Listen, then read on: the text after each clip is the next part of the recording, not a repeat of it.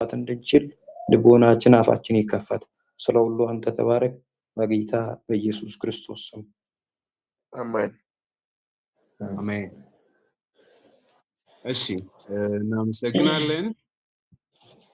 the angel of the lord የሚለውን ትላንትና የተነሳ ጥያቄ አለ። እሱን ሐሳብ የተወሰነ እንሰማውና ከዛ በኋላ ወደ ክላሳችን እንሄዳለን። ያው ጎግል ዶክመንት እየተጠቀምኩ ስለሆነ ነው ይታያችኋል ብዬ አስባለሁ። ነምበርስ ነው ዛሬ ነምበርስ እና ዲትሮኖሚን ጨርሰን ይሄን ፔንታቱክን ቶሎ እና እንትን እንለዋለን። ስለዚህ ነምበርስ ላይ የምናያቸው ብዙ አይዲያዎች ይኖራሉ። ትላንትና ግን አጋር ጋር የተገለጠውና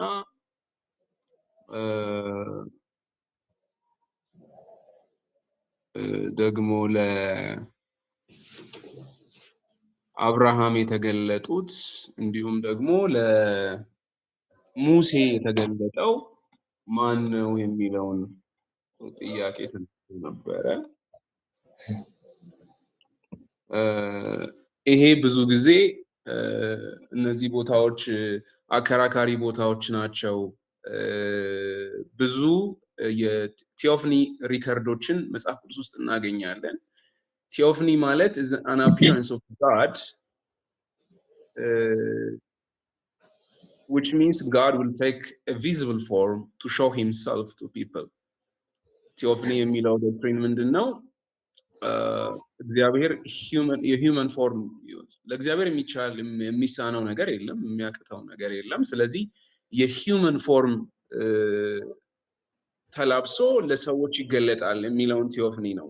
ብዙ ጊዜ ስትሮንግ ቲዮፍኒ ሬፈረንስ የሚሆነን አሁን ያነሳነው ዘፍጥረት ምዕራፍ 18 ላይ እንዲሁም በዘፍጥረት ምዕራፍ 32 ላይ ለያዕቆብ የተገለጠለት።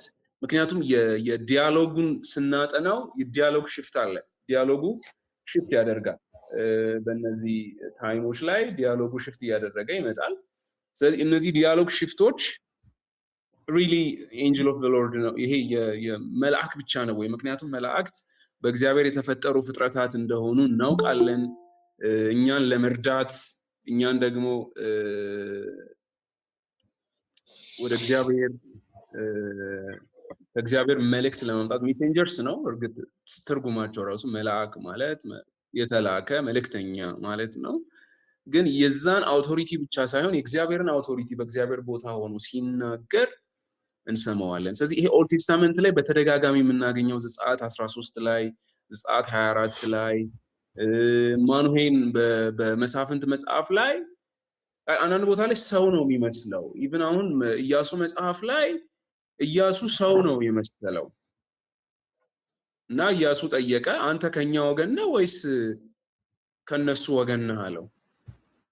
ሶ የመለሰለት ኢቭን መላእክቶችም የሰውን ፎርም ይይዛሉ። ይሄንን እንትኖች ስላሉ ነው ስለ መላእክት ስለዚህ ቲዮፍኒ ሐሳብ ክሪስቶሎጂ ላይ እና የዶክትሪን ኮርሶችን ስትወስዱ እዛ ላይ ታያላችሁ። እና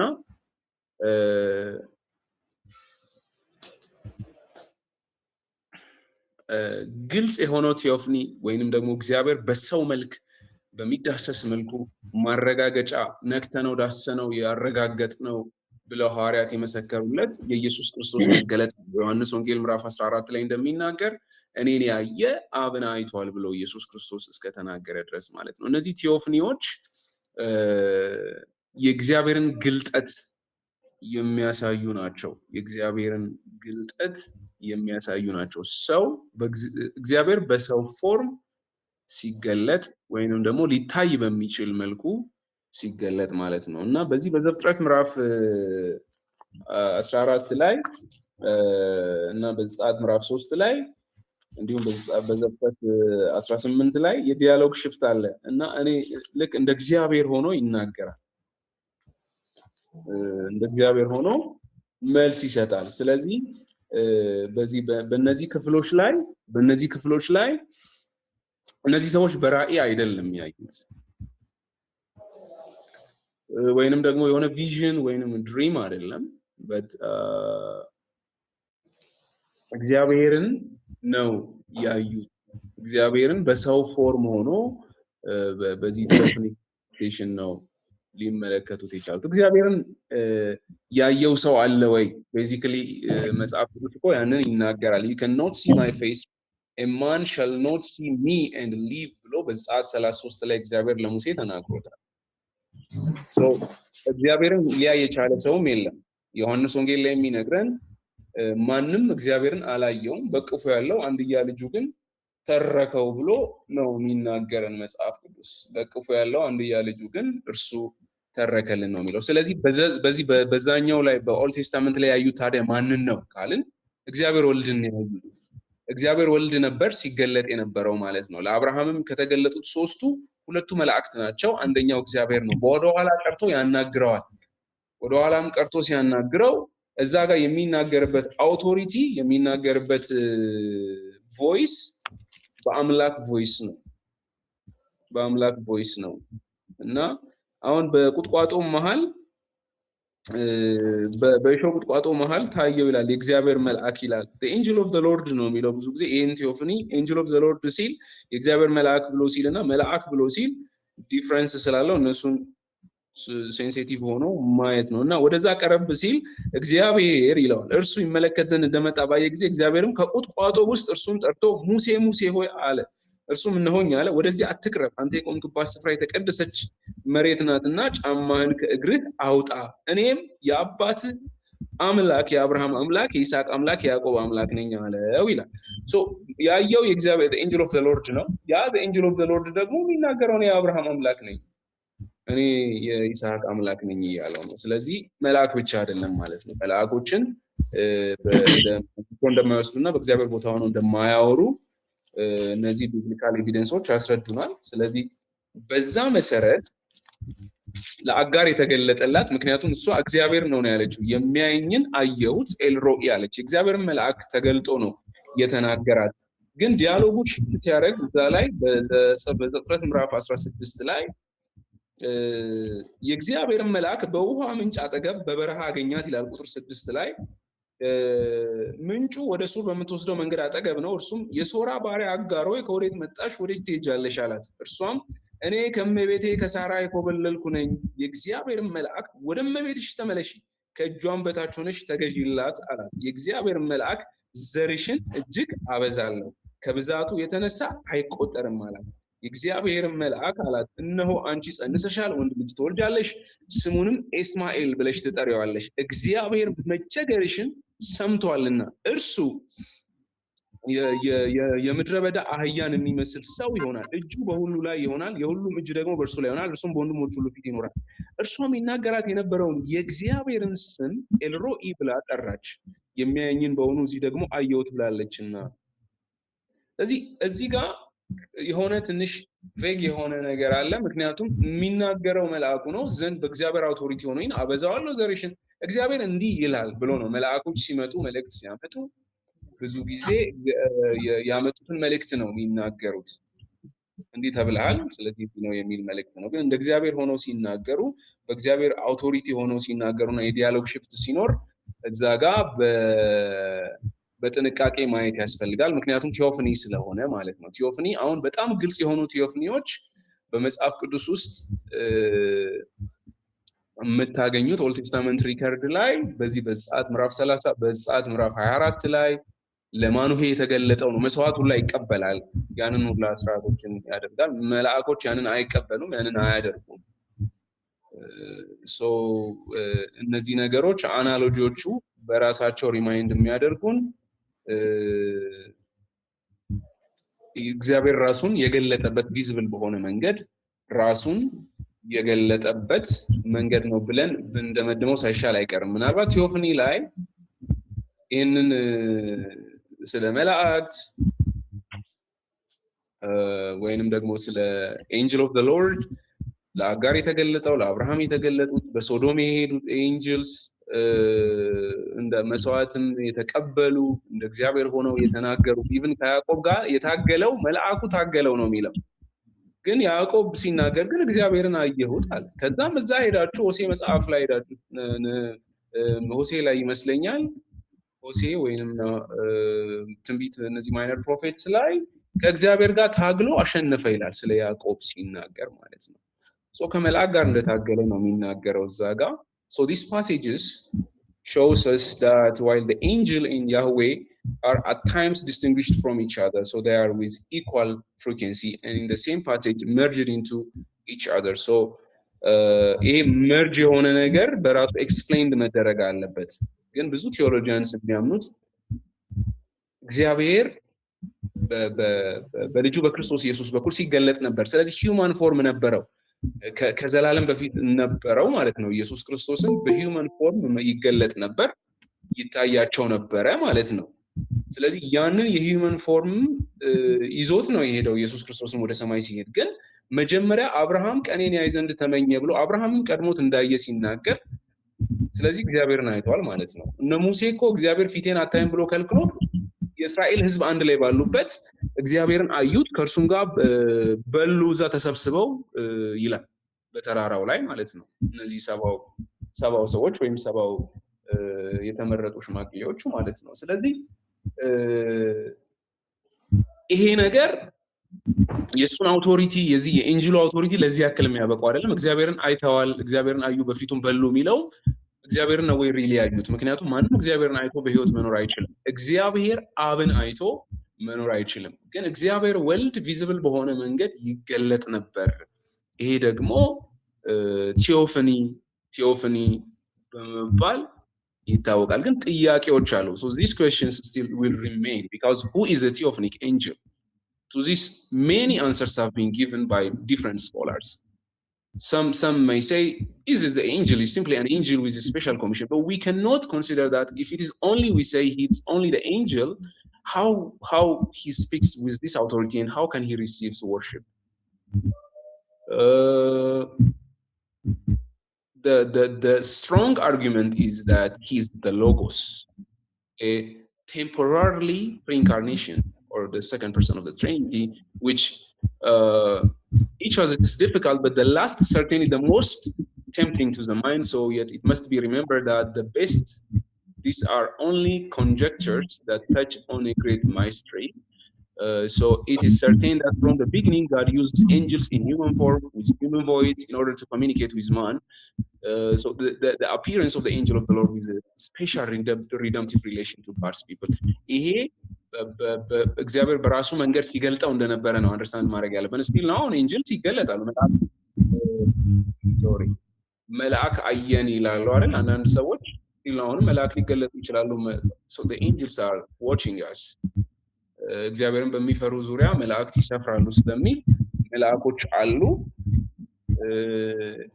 ኢንቪዚብል ስለሆነ እኛ ስላላየን ብቻ የሉም ብለን ማለት የምንችለው ነገር አይደለም። መላእክት አሉ።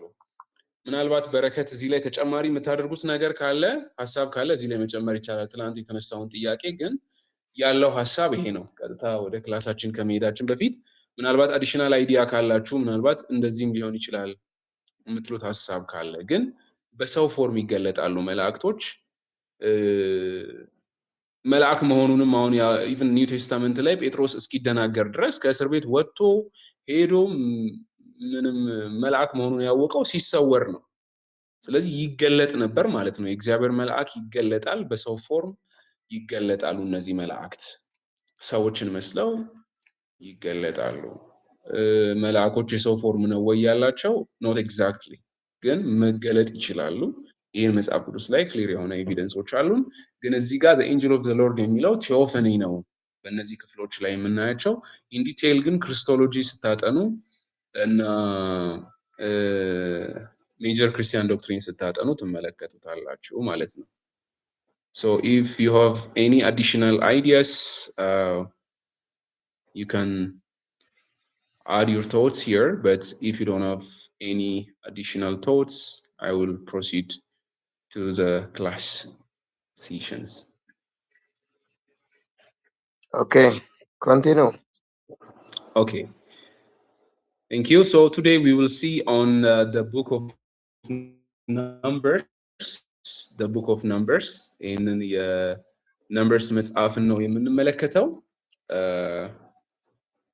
So the book of Numbers is which is continued with Leviticus. When we see Numbers, most of the time it comes in our mind, it's about the census and numbering of the nation of Israel. ለዛም ነው ከዚህም ጋር ስለተያያዘ ነው ከቁጥር ጋር የተያያዘው ዘኍልቍ የሚለውም አማርኛው ቁጥር ከሚለው ኢንተርፕሬቴሽን ነው መቁጠር ከሚለው ሐሳብ ጋር በመያያዝ ነው ምክንያቱም the vast majority of the portion of the book of Numbers is about numbering the nation of Israel, numbering and ordering the marching of the nation of Israel. So this Numbers, the book of Numbers, has key ideas. These key ideas is about God's faithfulness to his covenant. How? God is faithful to his covenant.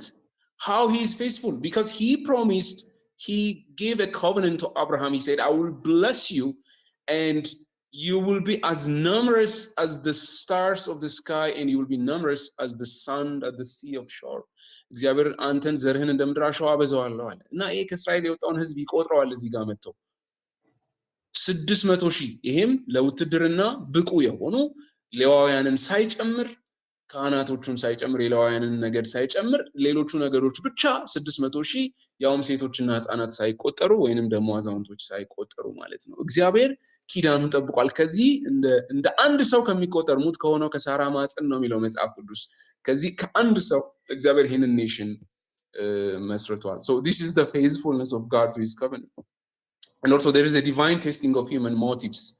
የሰዎች ህይወታቸው ቴስት የተደረገበት in God communicating his truths through the medium of culture and God's sovereign rule on the nations.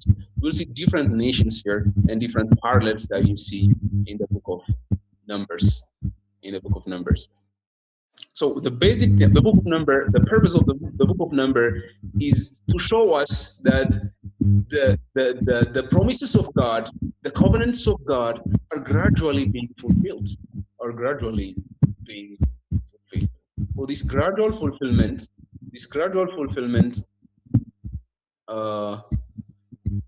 shows us that God is faithful to his covenant.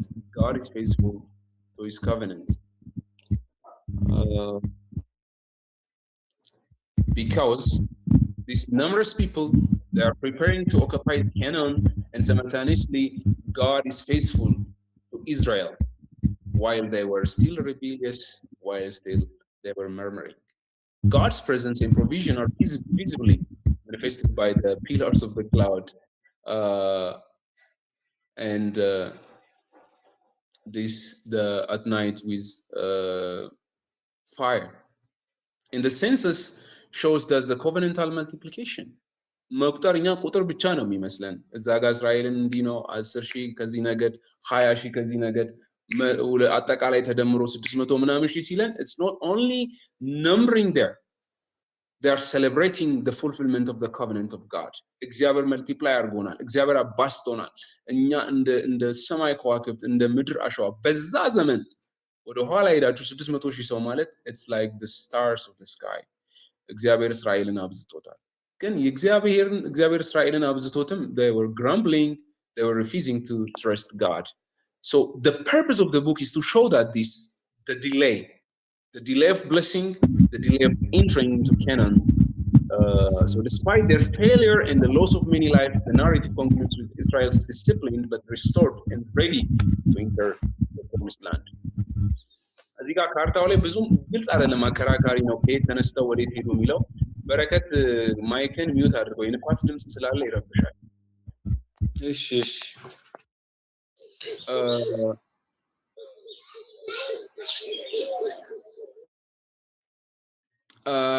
ጥያቄ ሲኖራችሁ ብቻ ማይካችሁን ብትከፍቱ ጥሩ ነው ካልሆነ ግን you are disturbing others. ካርታው ይታያችኋል እዚህ ጋር የከፈትኩት ካርታ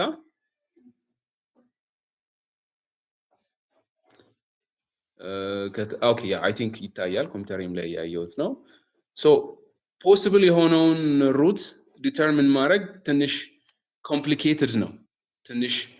ኮምፕሊኬትድ ነው ግን we can assume where እነዚህ ቦታዎቹን በማየት ከግብጽ ወጥተው የኤርትራን ባህር አቋርጠው ከሄዱ በኋላ እዚህ በሲና ተራራ ላይ at the Mount Sinai ላይ ያንን ኪዳኑን ሲቀበሉ የዘጸአት መጽሐፍ እዛ ነው ያጠፉት እዛ ነው የነበሩት እና የዘሌዋውያንን መጽሐፍ እዛው ኤሪያ ላይ ከነበሩበት ነው ከዚህ ከማውንት Sinai ተነስተው ነው they traveled this journey like this the red line into Kadesh Barnea.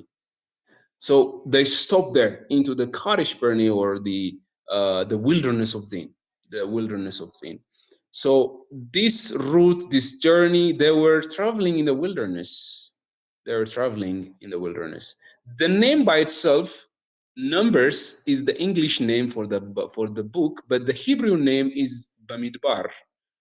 Bamidbar means in the wilderness.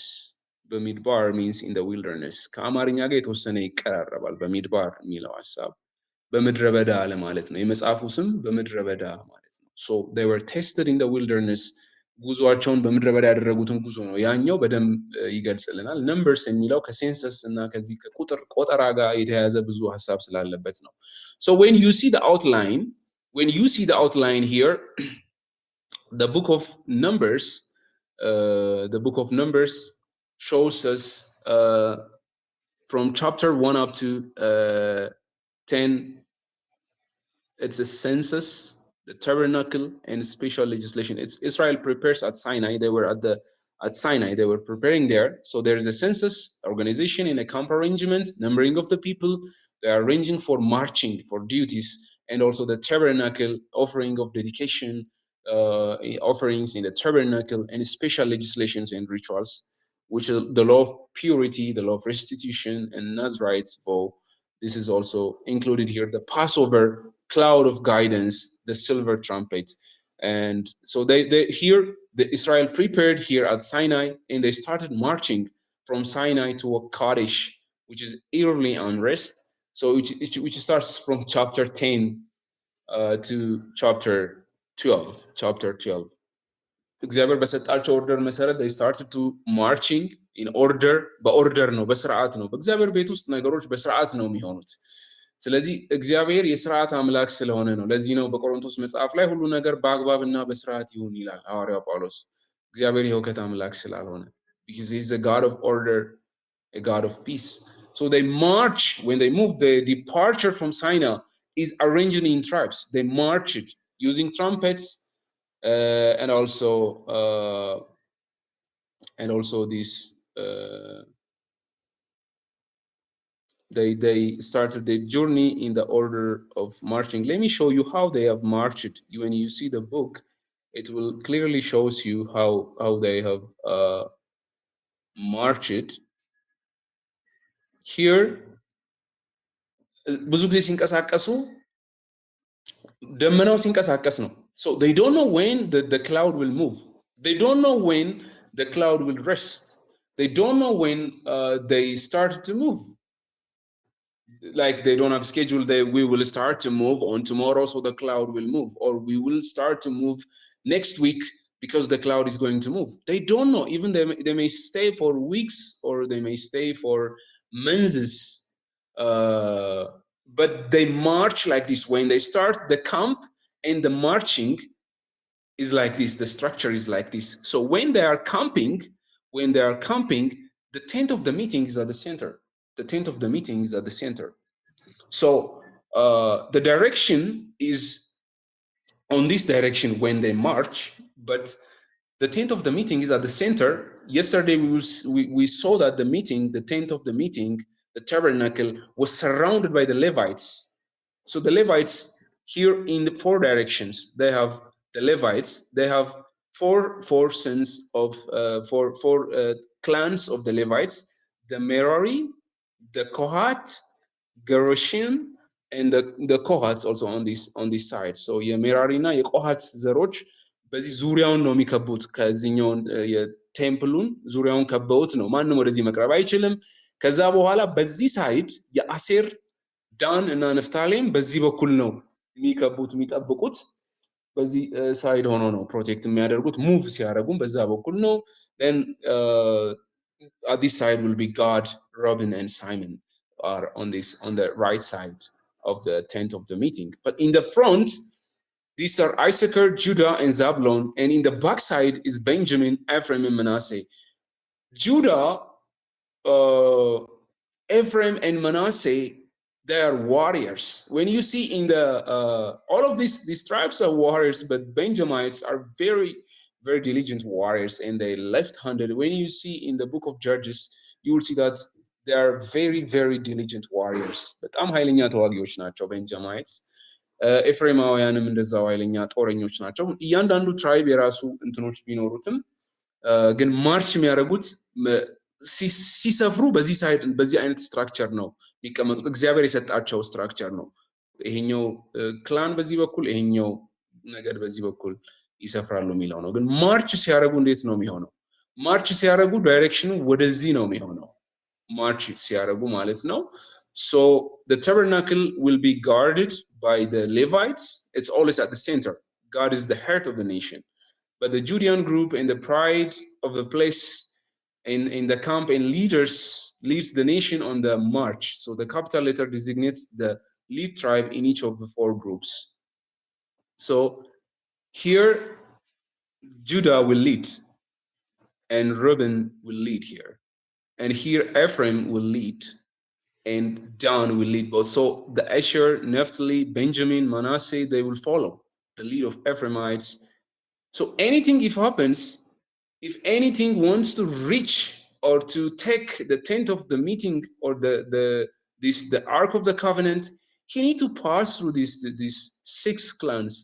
In the backside also, he need to pass through these 6 clans. They are fighters and they were leading and going into marching to the promised land. When they move, when the cloud moves, they started to move. When the cloud stops, they will stop. This is like, you don't know when you are going to move. So you need to be ready. When God says stands, God says the cloud moves, they will start to move. Which is like a born again Christian. A born again Christian is like a wind. We don't know how it when God speaks you, you listen and you move and you take action. So this departure in marching order is as I showed you in the map, or like what was the illustration, or a map. 40 years, and then also there is also departure. Then also there is grumbling in the divine provision, in the leadership. There is grumbling. So grumbling is also another issue in the book of Numbers. The initial grumbling was on God's provision, was a call of and a manna, selection of elders. Aaron and Miriam also challenged the leadership of Moses. When you are young and you are a leader, there are always challenges, there are always questions. So if you are a young and if you are a leader, because Mary, she is the elder sister of Moses, and Aaron is also, he's the elder brother. Moses is the youngest. ስለዚህ እሱ ማን ስለሆነ ነው እግዚአብሔር እሱን እኛን አይናገረንም ወይ? ምክንያቱም ከኢትዮጵያዊቱ ሚስቱ የተነሳ ነው ያጉረመረሙበት የሚለው። they stayed in the wilderness for a long time. እዛ 15 ቀን ብቻ ወደ ኋላ ተመልሰዋል። መጓዝ አልቻሉም በነ ማርያም ማጉረምረም ምክንያት፣ በእነሱ ምክንያት። እሷ በለምጽም ተመታች፣ እሷ እስክትፈወስ ድረስ እዛ ጉዟቸው ተስተጓጎለ ማለት ነው። ስለዚህ በሊደርሺፕ ውስጥ በጣም ታናሽ ስትሆኑ ቻሌንጅ ያለው። ለዚህ ነው ሐዋርያው ጳውሎስ ለጢሞቴዎስ የሚናገረው ማንም ታናሽነትህን አይናቀው ብሎ ይላል። እና ሊደርሺፕ እግዚአብሔር ከኛ ጋር መሆኑ ነው እንጂ የእድሜ ጉዳይ ወይንም ደግሞ የኢልደር የመሆን ወይንም ደግሞ ያንግ የመሆን ጉዳይ ሳይሆን የእግዚአብሔር ፕሬዘንስ ጉዳይ ነው። እግዚአብሔር ፊት ለፊት የተናገራቸው ምንድን ነው? እናንተን እኔ እንደ ሙሴ ያለ ሰው አለ ወይ ነው ያለው። ሀምብል የሆነ እኔ ፊት ለፊት የምናገረው ሰው የለም ብሎ ነው እግዚአብሔር ለማርያምና ለአሮን የተናገራቸው ማለት ነው። ስለዚህ ለኔ ለሰዎች ስናገር በህልም እናገራለሁ፣ በራእይ እናገራለሁ። ሰው ህልምና ራእይ ማየት በራሱ ትልቁ የመንፈሳዊ ብስለት ደረጃ አይደለም። ነገር ግን እግዚአብሔር በህልም ይናገራል፣ በራእይ ይናገራል ብሎ ይላል።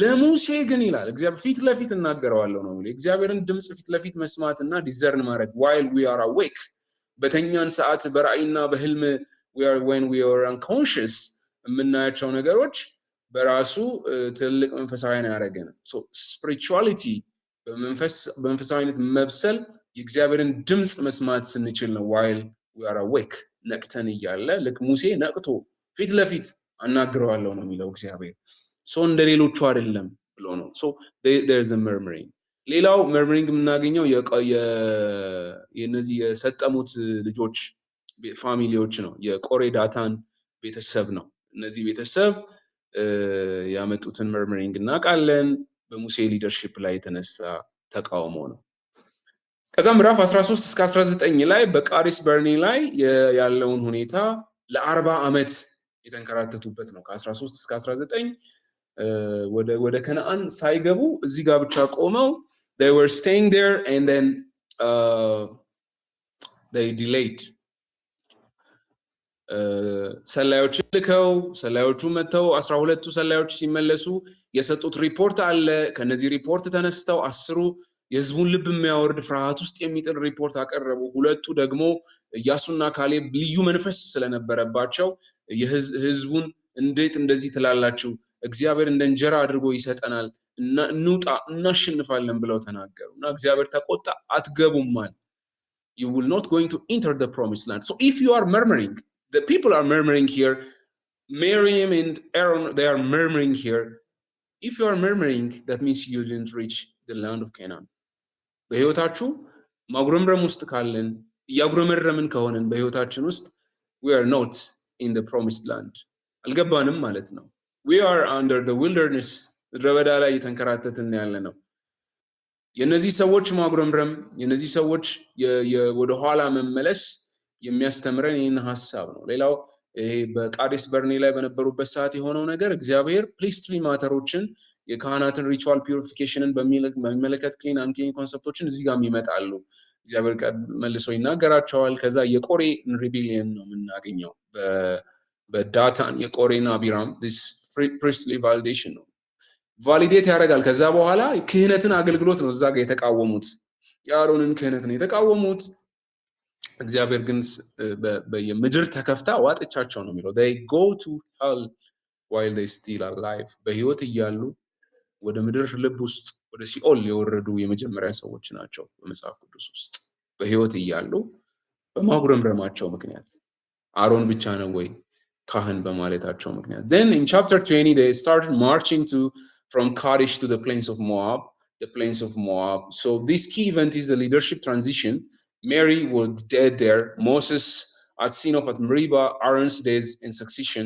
Aaron was also dead there so here is transition period leadership transitions were happened for there's also a military engagement victories of Sihon and Og የዚህ የድል ያገኙበትን ኢያሱ ሄዶ የተዋጋበትን ኢያሱ ሄዶ ሲዋጋ ደግሞ ሙሴና ሌሎቹ በተራራ ላይ ሆነው እጆቹን አንስቶ ሲጸልይ የነበረበትን ኢቨንት የምናገኝበት ነው ሶ በዚህ በሞዓብ ሜዳ ላይ ከሰፈሩ በኋላ ደግሞ የተከሰተውን ክስተት ሁላችንም እናውቃለን so chapter 20 to chapter 36 is about the plain on the plains of Moab Balaam and Balak the oracle's tradition the second census and apostasy and punishment in Israel's adultery was happened here. So they prepared here for settlement in Canaan. Joshua appointed as Moses' successor in here. So here you can see leadership transitions, offering a vow, allotment, boundary instruction for the land. So these Transjordan tribes, settlement and allotment of territories. So Levitical cities and cities of refugees will set it apart here in the book of Numbers. The final legal and narrative closing was war against the Midian, spoiled distributions of the final travel here. በሞዓብ ሜዳ ላይ መተው ሲሰፍሩ በላምና በላቅ እዚች ስቶሪ ላይ ብቻ ልናገራችሁና ክሪስቶሎጂካል ፉልፊልመንት ላይ እንሄዳለን በመጽሐፍ ቅዱሳችን ከያዛችሁ ምዕራፍ 22 ላይ ሄዳችሁ ትከፍታላችሁ ምዕራፍ 22 ላይ ዘዋልቁ ምዕራፍ 22 ላይ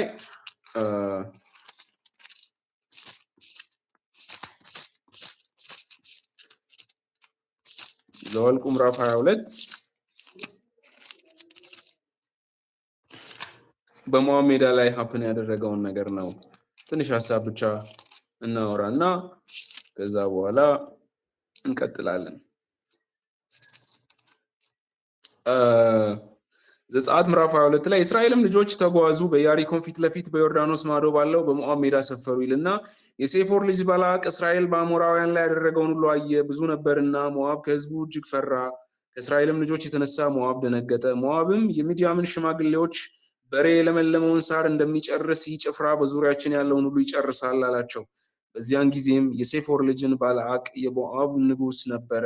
በወንዙም አጠገብ ባለችው በሕዝቡ ልጆች ምድረ በዳ በፋቱራ ወደ ተቀመጠችው ወደ ቢያር ልጅ ወደ በለዓም እነሆ ከግብፅ የወጣ ሕዝብ አለ፣ እነሆ የምድሩን ሁሉ ፊት ሸፈነ፣ በአቅራቢያችን ተቀምጧል። አሁን ይህ ሕዝብ ከኔ ይበልጣል፣ ልዋጋቸው ከምድሪቱም ላሳድዳቸው እችል እንደሆነ እባክህ ና እርገምልኝ፣ አንተ የመረቅከውም ሩቅ የረገምከውም ርጉም እንደሆነ አውቃለሁ ብሎ በለዓምን ይጠራል። ይሄ ነገር ሀፕን ሲያደርግ የእስራኤል ሕዝብ የሚያውቀው ነገር የለም። በለዓምን እና ባላቅ ያደረጉትን ንግግር መጥቶም በለዓም ደግሞ እንዲረግማቸው እስራኤልን እንዲረግም ሲጠራ ይሄ ሕዝብ አያውቅም። sometimes we don't see what's happening in our back ልክ በያዕቆብም እሱ ከቤት ወጥቶ መሄዱን እንደሚያውቅ ነገር ግን ላባን እግዚአብሔር በመንገድ እንዳስጠነቀቀው ማለት ነው። እኛ ሳናይ እግዚአብሔር ያስጠነቅቃቸዋል። በለዓም ሊረግም ብዙ ጊዜ ሞከረ። እዛ ስቶሪው ላይ ሄዳችሁ ስታነቡ በዚህ ተራራ ዞረ፣ በዛ ተራራ ዞረ፣ ፕሮፌሲ ነው ያወራው። ኢየሱስ ክርስቶስ ከዛ እንደሚወጣ ኮከብ ከሰሜን እንደሚወጣ ያንን ደግሞ ያ እግዚአብሔር የባረከው ሕዝብ እንደሆነ እና ሟርት ድግምት በእስራኤል ላይ አይሰራም ብሎ ይናገራል። ይሄ ሁሉ ሀፕን ሲያደርግ የእስራኤል ሕዝብ በሞዓብ ሜዳ ላይ ተኝቶ ነበር። ምንም የሚያውቁት ነገር የለም። እግዚአብሔር ግን ስለ እነርሱ ሲዋጋ ነበር። መጨረሻ ላይ ግን መጥፎ ምክር መክሮት ከሄደ በኋላ ወደ እስራኤል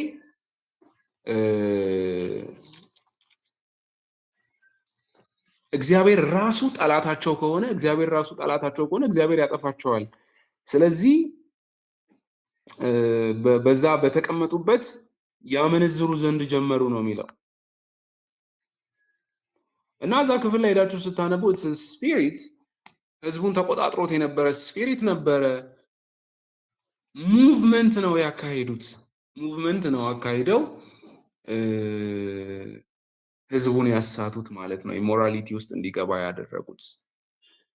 ይሄ በምዕራፍ 25 ላይ የምታገኙት ነው። እስራኤላውያንን በሴቶች አታለሏቸው እና በዚህ ምዕራፍ 26 ላይ በመቅሰፍት የሞተው 24000 ነበር ይላል። 24000 ነበር ይላል ቁጥር 9 ላይ። እስራኤል በድንኳን ውስጥ ላይ ያመነዝሩ ነበር። የሞዓብ ሴቶችን ለቀቁባቸው በእስራኤል ህዝብ መሃል ማለት ነው። እና አስቡት 24000 አይደለም 500 ሴቶች እንኳን ተሰልፈው ሲያልፉ ብታዩ የሆነ የሚያስደነግጥ ነገር ነው እኮ የሚሆነው። የሆነ ኢቭን ለታላቁ ሩጫ ብሎ ሰው አልፎ ሲሄድ 10000 ሰው ሄደ ለተባለው ራሱ በጣም ማት አይደል? አሁን በጣም ብዙ ሰው ነው ታላቁ ሩጫ ላይ የሁሉ ሰው ተሳተፈው ምናምን ተብሎ። ግን በዛ ዘመን አስቡት 24000 ትልቅ ሙቭመንት አነሳስተው ነው ሴቶችን በሙሉ ወደ እስራኤል ካምፕ ውስጥ የላኳቸው ማለት ነው፣ ህዝቡን እንዲያስቱ ማለት ነው። so they were defeated እግዚአብሔር ራሱ ጠላታቸው ሆነ። በዛ ቀን 24000 ሰዎች ሞቱ ይላል መጽሐፍ ቅዱስ የሚነግረን። so ይሄ 24000 ከእስራኤል ሰዎችና እነዛ ተደምረው ነው ወይንስ ደግሞ እስራኤል ልጆች ብቻ ናቸው ወይ? ብዙ ጊዜ የሚቆጥረው የእስራኤልን ልጆች ስለሆነ ነው መጽሐፍ ቅዱስ። ስለዚህ የሞቱት 24000 ከሆኑ እነዛ 24000 ሴቶች ያክል መጥተዋል ማለት ነው በሞዓብ ሜዳ ላይ በነበሩበት ሰዓት። this is the spirit of Jezebel ይሄ የኤልዛቤል መንፈስ የሚቆጣጠረው አሰራር ነው። ብዙዎች እንዲሴስኑ እንዲጠፉ የሚያደርግ መንፈስ ነው እና እስራኤል የወደቀው አንዱ ኃጢአት በዚህ ኃጢአት ነው። ሶ ክሪስቶሎጂካል ፉልፊልመንትን ስናይ የኢየሱስ ክርስቶስን በዚህ በነምበርስ መጽሐፍ ላይ እዚህ የኢየሱስ ክርስቶስን ክሪስቶሎጂካል ፉልፊልመንት የሚያሳዩ ሐሳቦች፣ ኢቨንቶች ምን ናቸው? እስቲ አንድ ሁለቱን ጥቀሱልኝ እናንተ የምታውቁት። እዚህ የዘኍልቍ መጽሐፍን ሲነበብ አሁን እነዚህ ስቶሪዎችን አይተናል። እነዚህ ሐሳቦች አሉ። So what are the Christological fulfillments? ሙሴ በምድረ በዳ የሰቀለው እባብ። Yes, thank you. ሙሴ እንደውም ይሄን በግልጽ ይጠቅሰዋል ዮሐንስ ወንጌል ምዕራፍ 3 ላይ መሰለኝ አይደል? yes ሙሴ በምድረ በዳ እባብን እንደሰቀለ እንደዚሁም የሰው ልጅ በመስቀል ላይ ተሰቅሎ እንደሚሞት ኢየሱስ ክርስቶስ ተናግሮናል። ይህንን የኢየሱስ ክርስቶስን የማዳን ስራ ምክንያቱም እባቡ ህዝቡ ባጉረመረመ ሰዓት ነው የተሰቀለው። ያንን አይተው ነው የዳኑት። ያ ሐሳብ ደግሞ ኢየሱስን መስቀሉን በማየት ድነት እንዳለ ማምለጥ እንዳለ ያሳየናል። እሺ ሌላ ምናልባት የኢየሱስ ክርስቶስን ስራም ይሁን ማንነቱን የሚያሳይ አምናት ሹር ግን ይከተላቸው ከነበረው አለት የሚለው ዘውልቅ ላይ ነው። አምናት ሹር ያ ይከተላቸው ከነበረ አለት ጠጥተዋል። ያም አለት ማን ነው ይላል? ክርስቶስ ነው ይላል በአንደኛ ቆሮንቶስ ምዕራፍ 10 ላይ። አንደኛ ቆሮንቶስ ምዕራፍ 10 ላይ ታይፖሎጂ የሚሰራው ጳውሎስ አለቱ ክርስቶስ ነው የሚላቸው። አለት is a very strong thing። ያንን ደግሞ የመነጨበት ምንጩ የፈለቀበት ነው የአለቱ ትርጓሜ። እና ሙሴ እስራኤል ከነዓን ያልገባበት ሪዝን ይሄንን ገና ኮርሱን ስንጀምር አናኒሾችን ስናነሳ አውርተናል። ከነዓን ያልገባበት አንዱ ሪዝን ይሄ አለት ነው። በዚህ አለት ምክንያት ነው እግዚአብሔር በዚህ ዘኍልቍ መጽሐፍ ላይ በቃዴስ በርኔ በእናንተ ምክንያት ነው ያልገባሁትም ይላቸዋል። ሙሴ በእናንተ ምክንያት ይላቸዋል። ህዝቡ ሲጮህበት ነው። ህዝቡ እግዚአብሔር ተናገረው። እግዚአብሔር የተናገረው ግልጽ ነው። ይህንን አለት ቃል አውጣበት ተናገር እንጂ አትምታው አለው። ምክንያቱም ያ አለት ክርስቶስ ስለሆነ። መጀመሪያ በዘጸአት መጽሐፍ ላይ እግዚአብሔር አለቱን ምታው ገና ማራ የሚባልበት ደርሰው ውሃ መራራ ሆነ። ከዛ በኋላ ሄደው አለቱ ጋር ደርሰው አለቱን ውሃ እንዲያፈልቅ ሲል ዘጸአት መጽሐፍ ላይ እግዚአብሔር አለቱን ምታው ነው ያለው። መጀመሪያ አለቱን ምታው ሲል ግን እኔ አለቱ ላይ እቆማለሁ አለ እና ሙሴን ፈርቶ ነበር። so he is going to strike God. He's going to strike God. አለቱ ላይ ለምን ይቆማል? why God is saying አለቱን ምታውስ ለምን ይለዋል? ያጉረመረመው ህዝቡ ነው። ኃጢአት የሰራው ህዝቡ ነው። እዚህ ልንሞት ነው ልንጠፋ ነው የመጣ ነው ብሎ ጥያቄ ያነሳው ህዝቡ ነው። but the one who took the punishment was God. እግዚአብሔር ነው ያንን ህመም ያንን ፓኒሽመንት የተቀበለው ማለት ነው። ስለዚህ አለቱን መታው። so Christ received that punishment. ያ የክርስቶስ ኢየሱስን ታይፕ ስለሆነ ክርስቶስ አንድ ጊዜ ለሰው ልጆች ሁሉ ይሰዋል። ሁለተኛ ላይ ግን እዚህ ጋር ዘኍልቍ መጽሐፍ ላይ ምታ አላለውም እግዚአብሔር። ምክንያቱም ኢየሱስ ሁለቴ አይሰቀልም። ለዚህ ነው የዕብራውያን ጸሐፊ አንዳንዶች በአፖስታሲ ምክንያት ኢየሱስን ሁለቴ ይሰቅሉታል ይላል። ኢየሱስ ክርስቶስ ሁለቴ አይሰቀልም፣ ሁለቴም አይሞትም። አንድ ጊዜ ግን ስለ ሰው ልጆች ሁሉ ኃጢአት ሞቷል። ስለዚህ እዚህ ጋር ሙሴ የሰራው ትልቁ ስህተት ይሄ ነው። አለቱን መታ። የህዝቡን ማጉረምረም ጩኸት ሰምቶ አለቱን መታ። ውሃው ወጣ፣ ከበረከቱ ተካፈሉ። ግን እግዚአብሔር ተናገረው፣ እኔን አላከበርከኝም አለ። ዲስኦነር ነው ያደረከኝ፣ ዲስሪስፔክት ነው ያደረከኝ። ህዝቡ አልሰማም። አለቱን ተናገር ሲል ህዝቡ እኮ አልሰማም። ግን እግዚአብሔር ዲስሪስፔክት አድርገኸኛል አለ። ምክንያቱም that rock was Christ, that rock was God himself. so disrespect አድርገኸኛል፣ አላከበርከኝም። ስለዚህ you will not going to enter the promised land. You will die here. አንተም ይሄም ህዝብ አይገባም ማለት። ይሄን ህዝብ አይገባም ያለው ከስለላው በኋላ ነው። ሙሴን ግን ቀድሞ ነው እግዚአብሔር አትገባም ማለት። ከነዓንን አትገባም ምክንያቱም you didn't honored me ብሎታል። ቴንክ ዩ ይሄኛውን ሐሳብ ስላነሳ። ሌላ የምታስታውሱት ኪ ቴክስት ካለ መጨመር ይቻላል። ከሌለ ግን እዚህ ጋር ያሉትን ፕሮፌቲካል ኢምፕሊኬሽኖቹን እናነሳለን። እዚህ ጋር ሙሴ አንደኛው is a prophet and he's a leader, but Christ is also a better leader, a better Moses. ቲቸር ዛሳ አቤት አሁን በጠቀሰ ነው እዚህ ክፍል ሙሴ አሁን አለቱን ሁለት ጊዜ በመመታቱ እንትን እግዚአብሔርም እንደተናገረው ካናንን አልገባም፣ መንገድ ላይ እንደሞተ ነው የምናገረው።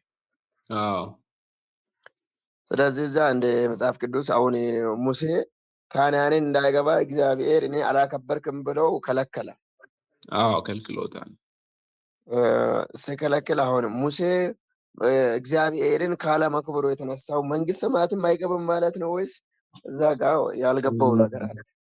እግዚአብሔር ላይ ተላለፈው፣ እግዚአብሔርን ተቆጣው፣ ቀሰፈው። መንግስተ ሰማያት እንኳን አልገባም የሚለውን ኢተርናል ላይፍን ምክንያቱም አይቷል። እሱ ከሩቅ አይቶ ነው የሚለው መጽሐፍ ቅዱስ። ዕብራውያን ጸሐፊ ከሩቅ አይተው ተሳለሙት ይላል።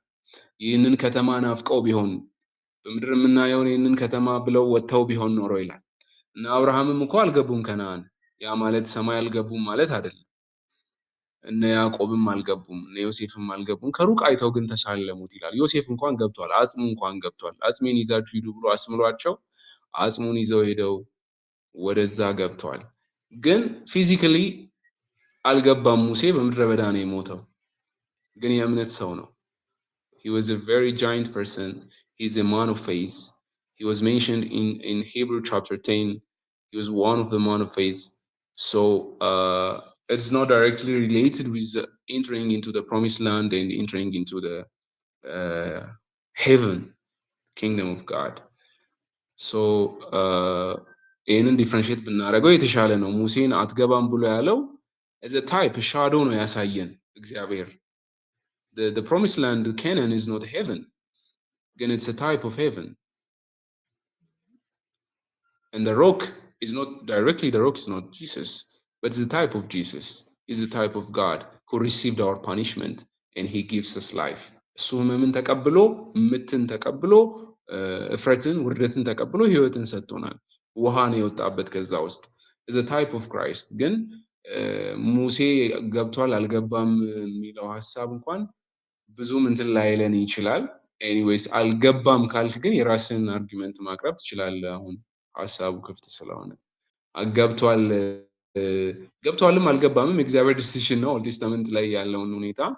ነገር ግን አልገባም ካልክ ግን you need to bring your argument, because in the book of in the former prophets and the latter prophets, when you read in these 12 prophets, you will see that God said, I will not listen these people even in front of me. Moses and Elijah pleaded for these people. ሙሴና ሳሙኤል ነው የሚለው አይደለ? ሙሴና ሳሙኤል በፊት የቆመው እንኳን ስለዚህ ህዝብ ቢለምኑኝ አልሰማቸውም ብሏል እግዚአብሔር። ስለዚህ he is a man of prayer, he is intercessor, he is a mediator። እግዚአብሔር በኋላ በነቢያት መጽሐፍ ላይ ሙሴና ሳሙኤል እንኳን በፊት የቆመው የጸሎት ሰዎች ስለሆኑ ነው። ቢለምኑኝ ስለዚህ ህዝብ አልሰማም ብሎ እግዚአብሔር እስኪናገር ድረስ ኮንፊደንት ያለበት ሰው ነው ሙሴ። ግን ከነዓንን አልገባም። the reason is the rock። ጥያቄን ከመለስኩት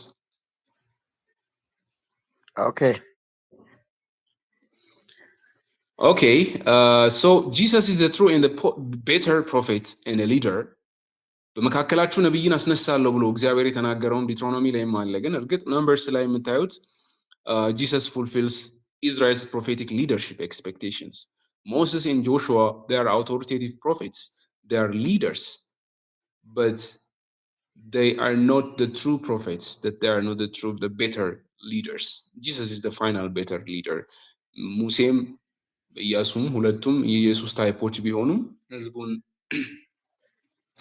መርቶ ወደ እውነተኛይቱ ኢየሩሳሌም ያስገባው ኢየሱስ ክርስቶስ ነው። Jesus is a better Israel። ኢየሱስ ክርስቶስ እስራኤል እንደሆነ ባለፈው አይተናል።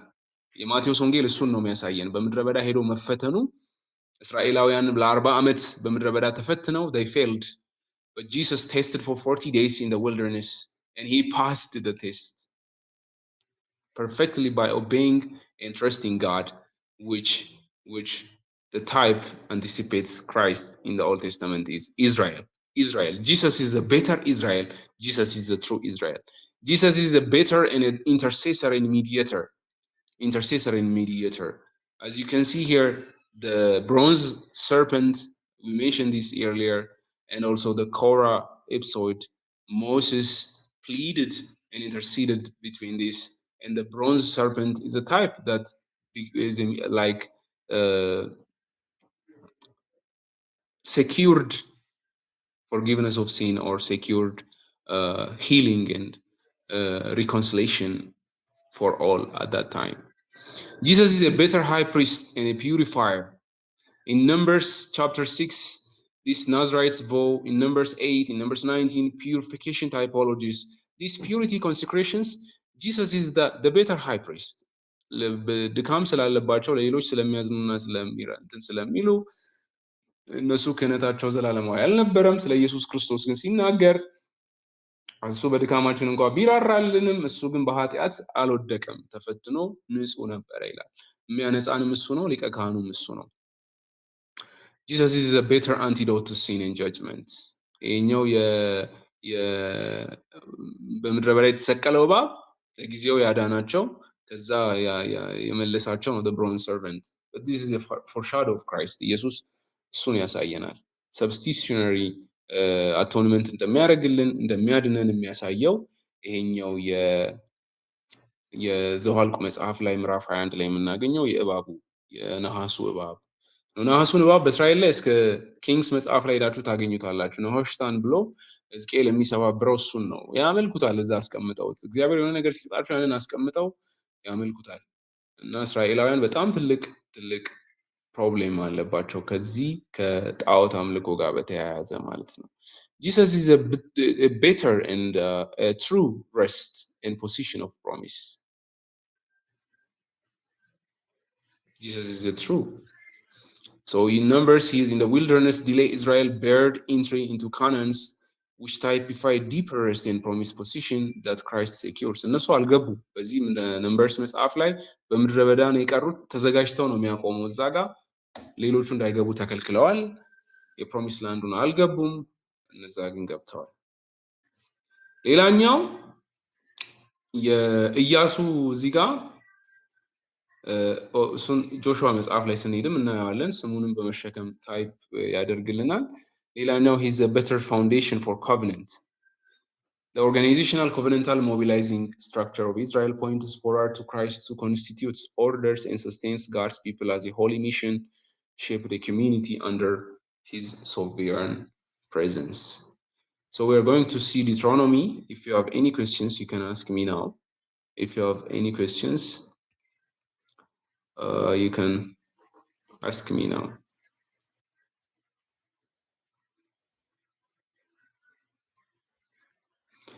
ዲያግራሞችን ቅድም አይተናቸዋል። እስራኤላውያን ሙቭ ሲያደርጉ ማርች ሲያደርጉ የነበሩ ዲያግራሞችን አይተናል። ቻርቶችንም ኢሉስትሬሽኖችን ለማየት ሞክረናል። ዲያግራም ነው እንኳን ኢንፋክት ያየ ነው። እሺ ጥያቄ የላችሁም ማለት ነው። ስለዚህ we are going to see the book of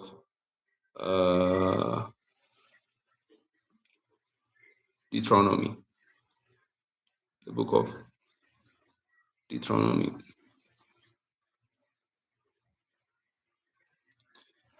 ጆርኒውን የሚያሳየውን ማፕ አሳይቻችኋለሁ ይመስለኛል። ከሲና ተራራ ተነስተው እስከ ቃዴስ በርኔ የደረሱበትን ጆርኒ የሚያሳይ እንትን አይተናል። የፕሮሚስ ላንድ ባውንደሪ ማፑንም አይተናል። ሶ ሌትስ ሲ ኦን ዲትሮኖሚ። ዲትሮኖሚ ላይ ዋናው አይዲያ ሴንትራል እንትኑ ምንድን ነው ካላችሁ ስለ ወርሺፕ ያነሳል፣ ስለ እግዚአብሔር ስም ያነሳል። The laws reference to the 10 commandments and certainly for loving and obeying the covenant of God. Repeat ነው የሚያደርገው covenant እዚህ ጋር ኮቨነንት ሪኒዋል የተካሄደበት ነው። እስራኤላውያን እነዛ 10ሩ ሳይገቡ ሲቀሩ ሁለቱ ልዩ መንፈስ ያለባቸው ኢያሱና ካሌብ ከዛ አዲሱ ትውልድ ነው። ይሄን አዲሱን ትውልድ እያነሳ ነው የዚህ ዲትሮኖሚ መጽሐፍ ላይ ሙሴ የሚወቅሳቸው ማለት ነው። So the key ideas are this. The purpose and the theme of Deuteronomy is to frame Israel's history as God's purposeful action of and issues of Moses' final summons. እነዚህ ሶስት ሰርመኖች ናቸው እዚህ ጋር ሙሴ የሰጣቸው ስብከቶች ብለን ማለት እንችላለን። እነዚህን ስብከቶችን ነው በዚህ ክፍል ላይ በዲትሮኖሚ መጽሐፍ ላይ የምናየው ማለት ነው።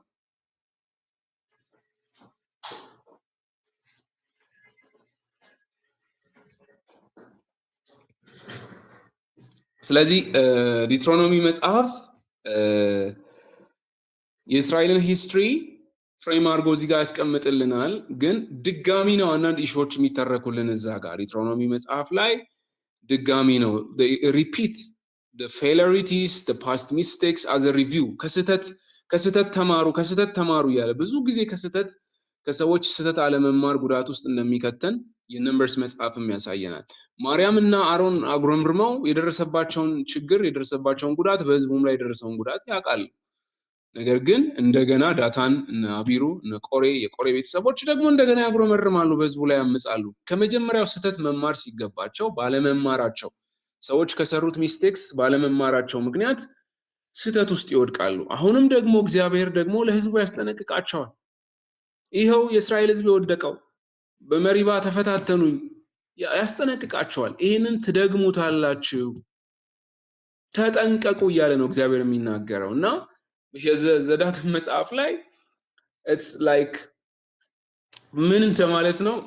አንዳንዱ ጥሩ ነገር አንስቶ እንትን ቢላቸውም ኢንከሬጅ ቢያደርጋቸው ግን የሚነግራቸው ሐሳብ አንዳንድ ቦታ ላይ ምንድነው የሚላቸው? እናንተ ወደ ከነዓን ትገባላችሁ፣ ሄዳችሁ ትወርሳላችሁ፣ ምድሪቱን ታርሳላችሁ፣ ትዘራላችሁ፣ ከዛ በኋላ ፍሬያማ ትሆናላችሁ፣ ከዛ በኋላ ደግሞ እንደገና ታምጻላችሁ፣ በእኔ ላይ በህጌ ላይ ታምጻላችሁ፣ እኔንም ትረሳላችሁ፣ እኔ ደግሞ ከዛ እዛ ጋር እንደነበሩት ህዝቦች አስወጣችኋለሁ፣ ከምድራችሁ ተነቅላችሁ ትወጣላችሁ፣ እንደገና ወደ ኤክሳይል ትሄዳላችሁ፣ ተመልሳችሁ ትወድቃላችሁ ይላቸዋል። ምን እንደማለት ነው? አንድ ኮሌጅ የሚሄድ ልጅ ኮሌጅ ትገባለህ፣ ትማራለህ፣ 5 ዓመት ነው 4 ዓመት ታጠናለህ፣ ከዛ ትወድቃለህ፣ ተመልሰህ ወደ ቤት ትመጣለህ። ጥሩ ዜና አይመስልም፣ ግን እግዚአብሔር ያስጠነቅቃቸዋል። ይሄ ነው የሚሆነው፣ ተጠንቀቁ። there is a covenant fidelity. infidels, they were infidels. ካዲ ትሆናላችሁ፣ ገብታችሁ ትክዳላችሁ። ያስጠነቅቃቸዋል። you will be lawless, you will be an idolaters, and I will drive you out of the land, you will be in exile ብሎ ነው በዘዳግም መጽሐፍ ላይ የሚያስጠነቅቃቸው ማለት ነው። በዘዳግም መጽሐፍ ላይ የሚያስጠነቅቃቸው ዋና ኤምፋሲሶቹ ምንድናቸው? ዋና ኤምፋሲሶቹ Israel's past interpreted as God's acting to fulfill election, historical events you see here, covenant renewal, ዋርኒንጎችን የሙሴ ስብከቶች እነዚህ ሶስቱ ስብከቶች የሎው ሪሃርሰል ነው። he repeats past failures to motivate the faithful obedience before entering the Canaan. Conditional fulfillment of promise, ethical and theological continuity. So when you see these contents, the prologue, the first speech, the second speech, and then the third speech. ሶስት ስፒቾች ነው ያሉት፣ ሶስት ስብከቶች ናቸው ያሉት። እነዚህ ስብከቶች የመጀመሪያው ትምህርት ሂስቶሪካል ፕሮሎግ አለ። ይሄኛው ኤግዞርቴሽን ነው። ሂስቶሪካል ሪቪው ይሰጣቸዋል፣ የእስራኤልን ጆርኒ፣ ፌለሪቲያቸውን፣ የእግዚአብሔርን አክት. So he will exhort them to be obedient to God, and he calls them to prepare for entering into the land of Canaan. Chapter 1 up to 5, it's a prologue, and the first speech is starting from chapter 1 up to chapter 4. The second speech is covenantal stipulation from chapter 4 up to 26. It stipulates about this transition from historical prologue to the legal stipulations. So the decalogues, elaboration of decalogues, and loyalty for Yahweh, the worship regulations, covenant order, property, family, social legislation, teas, vows, concluding a social religious exhortation, and concluding stipulation formula. እዚህ ጋር ህጎችን ነው ዘረዘርላቸው። ዴክሎግስን 10ቱን ህጎችን 10ቱን ትእዛዛት ዴክሎግስ ማብራሪያ ይሰጣል። ዝርዝር ማብራሪያ ይሰጣቸው ያስተምራቸዋል ማለት ነው። ሶስተኛው ስፒች ላይ ሲመጣ ግን blessing and curse ነው። ፋይናል ኤግዞርቴሽን የምናገኝበት ነው። starting from chapter 27 up to chapter 13 ማለት ነው። እዚህ ጋር እርግማኑንና በረከቱን ይነግራቸዋል ማለት ነው። እርግማኑንና በረከቱን ይነግራቸዋል። So the succession of the songs, blessing and days of Moses final administrative act publicly transfer ያደርጋል። ኢያሱንም ይሾመዋል፣ ኢንስትራክሽን ይሰጠዋል፣ ፊቸር ሊደርሺፕ ወደ እሱ ሊሆን እንደሚችል ይነግራቸዋል። ከዛ በኋላ we find in chapter 32 the song of Moses, የሙሴን መዝሙር እናገኛለን ማለት ነው። መዝሙር አለበት ዘዳግም መጽሐፍ ላይ። የሙሴ መዝሙር ላይ አድምጡ ሰማያቱ አድምጡ፣ እኔም እናገራለሁ፣ ምድር የአፌን ቃል ትስማ። ትምህርቴ እንደ ዝናብ ትፈሳለች፣ ነገሬ እንደ ጠል ትንጠባጠባለች። በልምላሜ ላይ እንደ ጤዛ፣ በግርግም ላይ እንደ ካፊያ የእግዚአብሔርን ስም እጠራለሁ ብሎ ይናገራል። እና በዚህ መዝሙሩ ውስጥ ስለ እግዚአብሔር ታላቅነትም ይናገራል። ስለ እግዚአብሔርም ሂስቶሪካል የሆነውን ኢቨንቶችንም እያነሳ እግዚአብሔርን ያወድሰዋል። ሞሴስ ፋይናል this is poetic covenant testimony ነው። ፕሮፌቲክ ሪቪው ነው። አንዳንዶቹ ፕሮፌቲካል የሆነ ኢምፕሊኬሽን ያላቸው ናቸው። ከዛ በኋላ የሙሴን ሞት ነው የምናገኘው። ሙሴ እንኳን በግልጽ አልተቀበረም፣ እዚህ ቦታ ነው የሚል ነገር የለም። ግን ተራራ ላይ ወጥቶ እንዳልተመለሰ ነው የምናገኘው። ተራራ ላይ ወጥቶ እንዳልተመለሰ ነው የምናገኘው። ስለዚህ ዘዳግም መጽሐፍ ነገሮችን እንደገና እየደገመ የሚያመጣበት ሁኔታ ነው የምትመለከቱት ማለት ነው። በእነዚህ ሰዓቶች ወይም በእነዚህ ወቅቶች ላይ ዲትሮኖሚ መጽሐፍ የሚያሳየን እንትኖች እነዚህ ነው። እዚህ ጋር እንኳን ብዙ ሂስቶሪካል ኢቨንቶች የሉም፣ ግን የሚያሳዩን ምንድን ነው?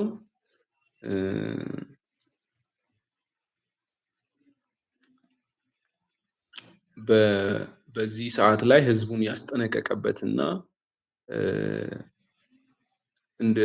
እንዲጠነቀቁና ስለ እግዚአብሔርም ታማኝነት ህዝቡ ደግሞ በኋላ እንደሚክድ አንስቶ ህዝቡን ያወቀሰበትን ክፍል ነው የምናገኘው። እዚህ ጋር ፓራሌል የሚሆኑትን ከነምበርስ እና ኤክሶደስ ላይ ያሉትን እነዚህን ሀሳብ ልንገራችሁ። ከዛ በኋላ ዲትሮኖሚን ማጠቃለያ ሰጥተን የዛሬን ክላስ እንጨርሳለን። ኤክሶደስ ቻፕተር 80 ላይ የሙሴ አማት መጥቶ ይመክረዋል። we see that advice from Moses father-in-law። እነዚህ ፓራሌል ሂስቶሪካል ኢቨንቶች ናቸው። ነምበርስ ላይም ታገኛላችሁ፣ ኤክሶደስ ላይም ታገኛላችሁ። ሌላኛው ነምበርስ ላይ ስትመጡ ምዕራፍ 10 ላይ we will see advice from Moses father-in-law። in Exodus chapter 15 ወደ ሲና ለ3 ቀን እንደተጓዙ ይነግረናል። also numbers chapter 10 verse 33 tells us a 3-day journey from Sinai። ኤክሶደስ 15 ላይ ኮምፕሌንት ስለ ውሃው ያቀረቡትን እናገኛለን። ነምበርስ ላይ there is also complaint but it's not specified complaint። in Exodus chapter 16 the manna and the quail, and in Numbers chapter 11 also the manna and the quail. And then in Exodus chapter 18 leaders were appointed to assist Moses. In Numbers chapter 11 leaders were appointed to assist Moses. ሙሴን እንዲረዱት የተሰየሙበት ነው። እዚህ ጋር ሙሴ እነዚህ ሰዎች እንትን ሲል የእግዚአብሔር መንፈስ መጥቶ እንደሞላባቸው እናውቃለን። እና አንደኛው ሰው ሰፈር ሆኖ የእግዚአብሔር መንፈስ ሞላበት እና ትንቢት መናገር ጀመረና ኢያሱ ቀንቶ ያው ለእንትና ማስቦ ነው፣ ግን አንድ ሰው በሰፈር ውስጥ ሆኖ ትንቢት ይናገራልና ልከልክለው ከልክለው ሲል ተው ነው ያለው ሙሴ።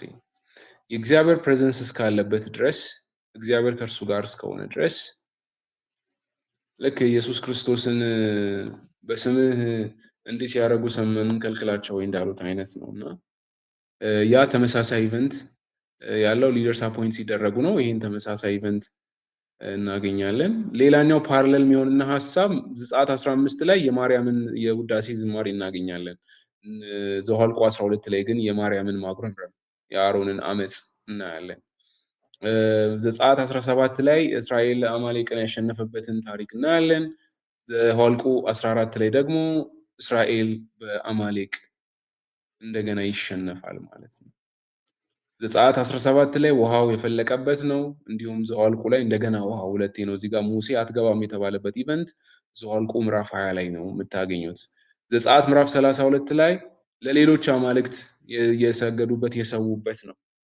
ዘጸአት እንደገና ዘኍልቍ 25 ላይ ደግሞ እንደገና ለሌላ አማልክት ሲሰዉ ታገኛለች። እንደገና ሲሆኑ ችግር ውስጥ ሲገቡ ዘጸአት 32 ላይ እነዚህ የካዱትን ሲገደሉ ካህናት ሌዋውያን የተመረጡት ከዚህ ነው። ጥጃውን ሰርተው ሲሰግዱ የገደሉት ናቸው ሌዋውያን ተደርገው የተመረጡት። እንደገና ደግሞ በዘጸአት ዘኍልቍ 25 ላይ እንደገና ኤልያዛር ነው ወጥቶ በጦር ወቅቶ እንትን ሲላቸው ይሄ ነገር ሀፕን ያደረገው ማለት ነው። ይሄ የካዱት የተገደሉበት ነው ኤክሶደስ እንደገና 32 ላይ Levites status was enhanced in Numbers chapter 27. Levites like Phinehas status was enhanced. It's the same event. አይደለ ፊንሐስን እግዚአብሔር እንደገና ያላዛርን ቤት እንደሚያጸናው በክህነት አገልግሎቱ ላይ ረጅም እንደሚቆይ መጽሐፍ ቅዱስ ይነግረናል። እንደዛውም ዘጸአት ላይ ሌዋውያንም የተመረጡት ከዚህ የተነሳ ነው።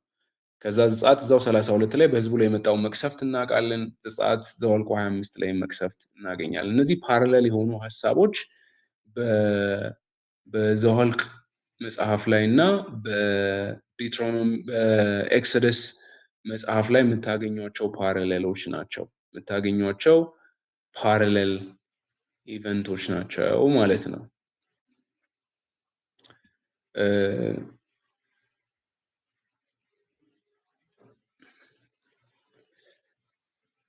የአንሸንት ትሪቲ ስትራክቸር ብዙዎቹ ለምሳሌ ውል ሲደረግ ኮቨነንት ውል ሲደረግ የሚኖረው ስትራክቸር አንሸንት ሊትሬቸር ስታጠኑ ያላቸው ኮንቴንቶች አሉ። እነዚህን ኮንቴንቶች የያዘ ነው የዘዳግም መጽሐፍ ሄዳችሁ ስታዩ ይሄ አንሸንት ትሪቲ ስትራክቸር አለው።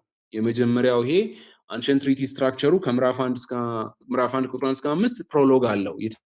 ትሪቲ ወይም ስምምነት መግቢያ ሐሳብ አለው። ከዛ በኋላ ሂስቶሪካል ፕሮሎግ ደግሞ ይኖራል። በዚህ ጉዳይ በዚህ ምክንያት ሂስቶሪካል ኤቪደንሶች ይነሳሉና ይሄ ከምዕራፍ 1 እስከ 4 ድረስ ያለው ሂስቶሪካል ፕሮሎግ ዘዳግም መጽሐፍ ላይ የትሪቲ ነው፣ እንደ ኮቨነንታል ትሪቲ ስትራክቸር ነው ያለው። ከዛ ጀነራል ስቴፑሌሽኑን እናገኛለን። ስፔሲፊክ የሆነውን ሐሳብ ዝርዝር ሐሳቦች ኮቨነንቱ ይሄን መጀመሪያ ጀነራል ሐሳቡ የኮቨነንቱን ዓላማ ይገለጻል። ይሄ ነው እንደዚህ ነው የሚጠበቁ ኃላፊነቶች ከተገለጹ በኋላ ስፔሲፊክ ስቴፑሌሽኖች የሚኖሩት ደግሞ ቀጥሎ ነው። ይሄን ስትራክቸር ተከትሎ ነው ዲትሮኖሚ መጽሐፍ የተጻፈው።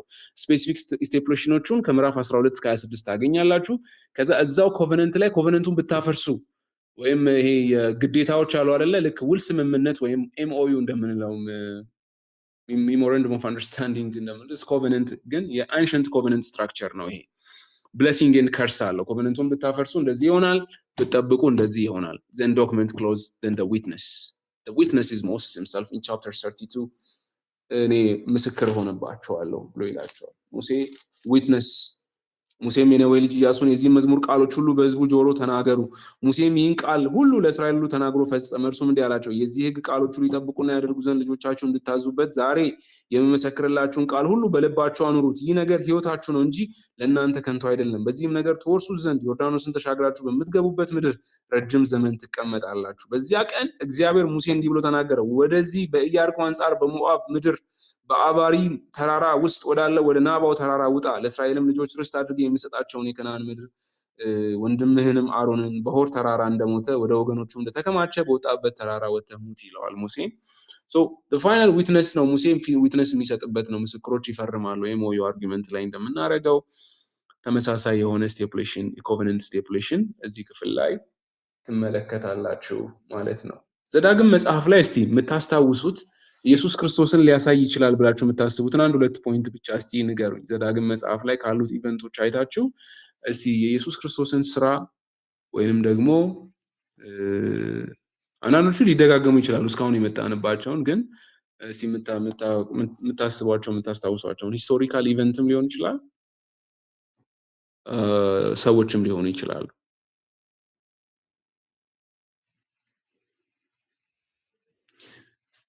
ኦኬ ዝም ካላችሁ እንግዲህ እኔ ልቀጥል። እሺ ሙሴን ያነሳዋል። ሙሴ is a prophet, so Jesus is like Moses. Jesus fulfills this promise, a prophet like Moses will be raised. በወንድሞቻችሁ መካከል ነብይ ይነሳል ብሎ በዚህ በዘዳግም መጽሐፍ ላይ ይናገራል። ይሄን ሐዋርያት ሥራ ምዕራፍ 3 ቁጥር 22 ላይ ሄዳችሁ ስታነቡ ይሄንን ጠቅሶ ጴጥሮስ በስብከቱ መሃል ከወንድሞቻችሁ መካከል ሙስሊሞች እንደሚጠቅሱት ይሄ ከወንድሞቻችሁ መካከል የሚለው ነብዩ መሐመድ ነው ብለው እንደሚሉት አይደለም። እዚህ ጋር ስፔሲፊካሊ ጠቅሰው ሐዋርያት ሥራ ምዕራፍ 3 ቁጥር 22 ላይ እንደዚህ ይላል፣ ሙሴም ለአባቶች ጌታ አምላክህ እኔን እንዳስነሳኝ ነብይን ከወንድሞቻችሁ ያስነሳላቸዋል፣ በሚነግራችሁ ሁሉ እርሱን ስሙት፣ ያንም ነብይ የማትሰማ ነፍስ ሁሉ ከሕዝብ ተለይታ ትጠፋለች አለ። ሁለተኛም ከሳሙኤል ጀምሮ ከእርሱም በኋላ የተናገሩት ነቢያት ሁሉ ደግሞ ስለዚህ ወራት ተናገሩ። ስለ ኢየሱስ ክርስቶስ እንደሆነ clear claim መጽሐፍ ቅዱስ ላይ እናገኛለን። Jesus is a true and a better covenant mediator. So Jesus inaugurates and mediates the new and a better covenant that perfects the Mosaic covenant, the Mosaic laws, and internalize obedience. በልባቸው ላይ ነው የጻፈው። እንደውም ኢየሱስ ክርስቶስ በሚታይ ጽላት ላይ ሳይሆን በልባችን ላይ አተመው፣ በልባችን ላይ ጻፈው። Jesus is a Deuteronomic law and heart of obedience. Deuteronomic law and heart of obedience, because Jesus embodies and fulfills the law intent to love God and to love our neighbor, and which brings inward renewal that Deuteronomic summons aim to produce, by which covenantal failure could not finally achieve. በዚህ covenantal failure ምክንያት achieve ያላደረጉትም በኢየሱስ achieve ተደርጓል። ባልንጀራህን መውደድ፣ እግዚአብሔርን መውደድ is a key and critical point in the law and also in the New Testament.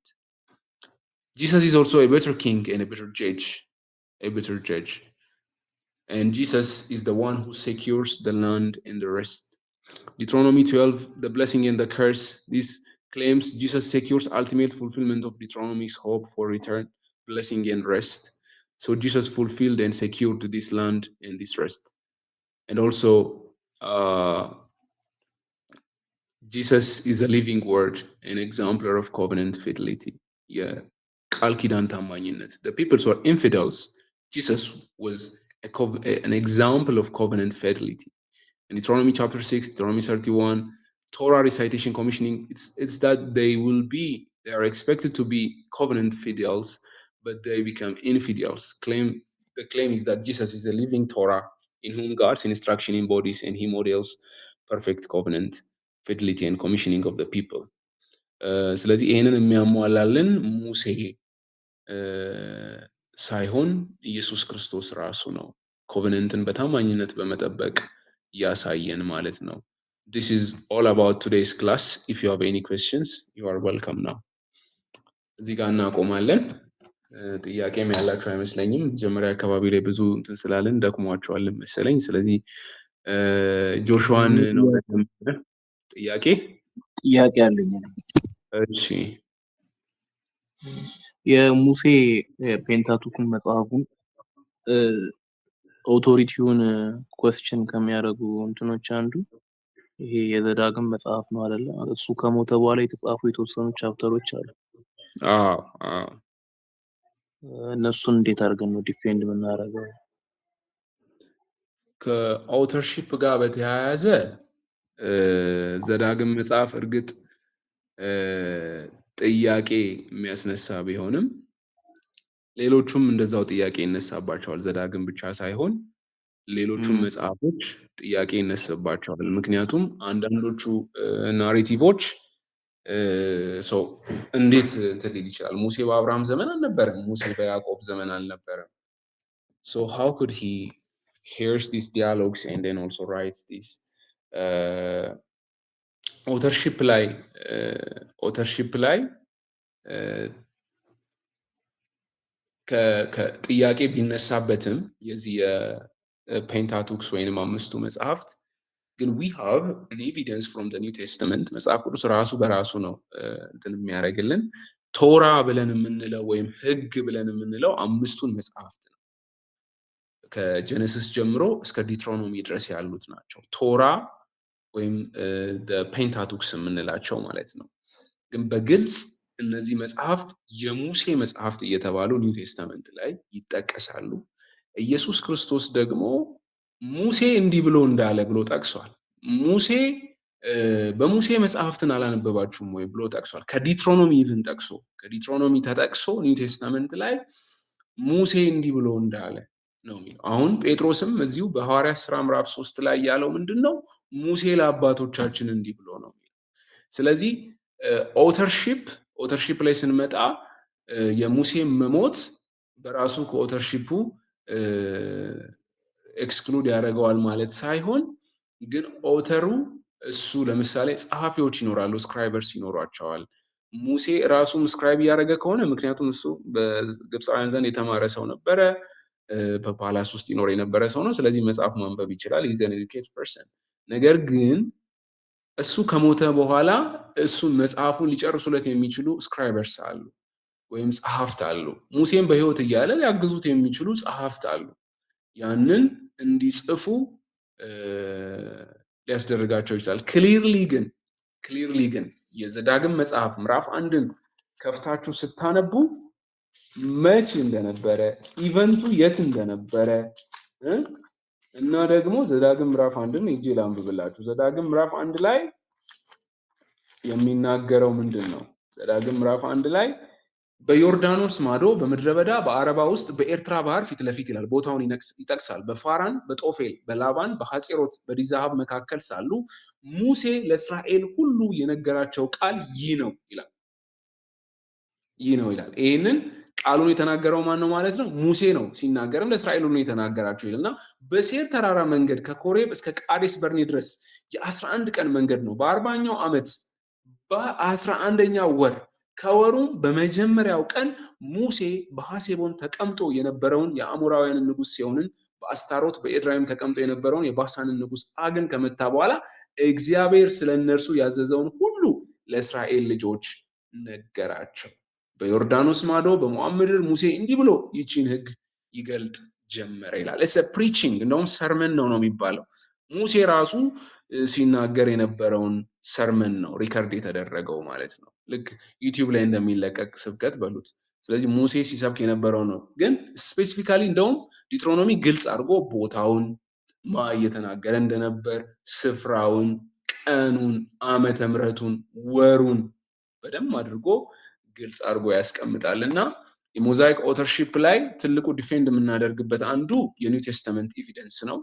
Jesus is the final interpreter and the final author, and he's also the መጽሐፍ ቅዱስ ሁለት ኦተሮች አሉ ብለን እናምናለን። ሂውማን ኦተርስ እና ዲቫይን ኦተርስ። ዲቫይን ኦተር እግዚአብሔር ራሱ ነው በመንፈስ በኩል ሆኖ እንደመራቸው እናምናለን። ስለዚህ በዛ ዲቫይን ኦተርሺፕ ውስጥ ኢየሱስ ክርስቶስ is the divine ሶ በዛ ኢንተርፕሬቴሽን ኢየሱስ ክርስቶስ እነዚህን አምስቱን የሙሴን መጽሐፍት በተደጋጋሚ ሲጠቅሳቸው ሙሴ እንደጻፋቸው አድርጎ ነው የጠቀሳቸው። ይሄን የኒው ቴስተመንት ኤቪደንስ ሄዳችሁ ማንበብ ነው። ኢየሱስ ክርስቶስ ሲናገር ስለ ጋብቻ ሲያወራ በሙሴ መጽሐፍት ላይ በሕግ መጽሐፍት ይላል። በሙሴ መጽሐፍት ተብለው ተጠርተዋል። ስለዚህ የሙሴ መጽሐፍት ተብለው ከተጠሩ ኦተርሺፑን ለሙሴ መጽሐፍ ቅዱስ ባይ ዲፎልት ይሰጣል። ይሄ ኢንተርናል ኤቪደንስ ነው። ኢንተርናል ኤቪደንስ ሌላው ከኒው ቴስተመንት ብቻ ሳይሆን Old Testament line also we have an internal evidence for the authorship of the Pentateuch for Moses. Pentateuchን ራሱን በግል ስለምትማሩት ያን ያክል ብዙም እዚህ ላይ ዲቴል ስላልገባን ፔንታቱክን ስታዩት በደንብ አድርጋችሁ ነው እንትምታዩት። So traditionally it's been given, authorship is given to Moses. እንደውም ዲትሮኖሚ ተጠቅሶ ነው ከዲትሮኖሚ እና ከነምበርስ ተጠቅሶ ነው the rest of the Pentateuch is written by Moses የሚል አርጊውመንት የሚነሳው ማለት ነው። ከዚህ ነው። So Moses lived much later than the events of Genesis, the stories of Genesis but starting from Exodus, Moses was alive until the end of Deuteronomy. So Moses could be the potential author, የተሻለው ፖቴንሻል ኦተር ሙሴ ነው። ሙሴ ካልሆነ ማን ሊሆን ይችላል?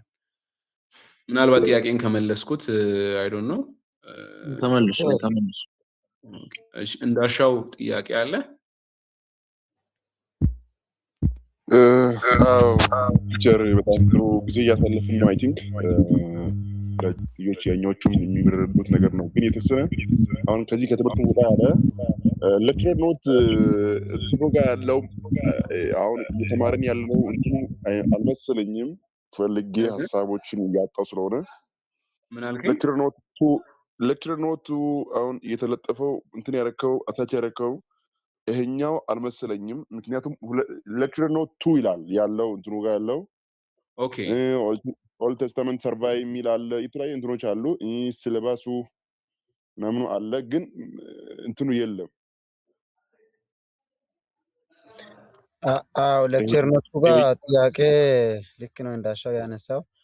ከጄኔሲስ ጀምሮ እስከ ዲቶርኖሚ ያለው ሀሳብ የለም። ሚስትሪ ቡኮችን ነው የሚቀጥለው። ሰከንድ ሌክቸር ኖቱ የሚለው ከጆሹዋ ጀምሮ ያለውን ነው። ሌክቸር ኖት 1 የሚለው ግን ሌክቸር ኖት መጀመሪያ የተውኩት እስከ ዲትሮኖሚ የለውም እንዴ? የለውም እስከ ጄኔሲስ ቻፕተር 1 ምናምን ጀምርና ያቋርጣል። እሺ እሱን አሁን ፖስት አደርግላችኋለሁ። በቃ ይሄኛውን ኦሬዲ ያለቀለትን ይሄው አሁን ፖስት አደርገዋለሁ። እሺ በቃ እሺ ቴንክ ዩ። እሺ ነገ ክላስ አለ እንዴት ነው? ነገ ጆርጅማን እንጀምራለን፣ ግን ሚድ ኤግዛማችሁ የሚሆነው እስከዚህ ዲትሮኖሚ ድረስ ነው። ስለዚህ ማጥኛ ጥያቄ ሰጣችሁና እስከ ዲትሮኖሚ ያለውን አንብቡና ሚድ ኤግዛም ትፈተናላችሁ። መቼ ነው ሚድ ኤግዛም? ሚድ ኤግዛም ኔክስት ዊክ መፈተን አትችሉም? ማጥኛ ጥያቄ ብሰጣችሁ ጥያቄውን አንብባችሁ ምርጫና እዛም ጥያቄ ናቸው ፈተናዎቹ ይቻላል እንፈተናለን። ኔክስት ዊክ ማጥኛ ጥያቄዎች ተሰጡ። እሺ ኔክስት ዊክ ሮብ ዕለት